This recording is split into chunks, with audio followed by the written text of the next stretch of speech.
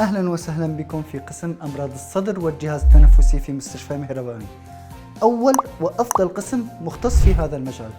نحن هنا نقدم كافة العلاجات على أيدي أطباء ذوي خبرة واختصاص في هذا المجال. خدماتنا تشمل استشارة طبية من الدكتور آيات سمين، أخصائي في أمراض الصدر والجهاز التنفسي، وهو متواجد يوميا لخدمتكم. تنظير القصبات الهوائية برونكوسكوبي، نجري هذا الفحص للناس الذين يعانون من التهابات في الصدر، كتل رئوية مشبوهة، انسداد في المجاري التنفسية بسبب جسم غريب أو مشاكل غير مشخصة.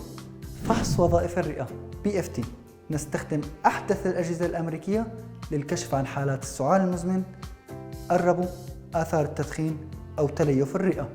تشخيص مشاكل الشخير والنوم، لدينا علاج فعال لمشاكل التنفس أثناء النوم. نحن هنا لنعيد لكم نعمة النفس المريح. زورونا يوميا من الساعة 3:30 حتى الساعة 7:30 عدا الخميس والجمعة. نفسك بخير، حياتك بخير.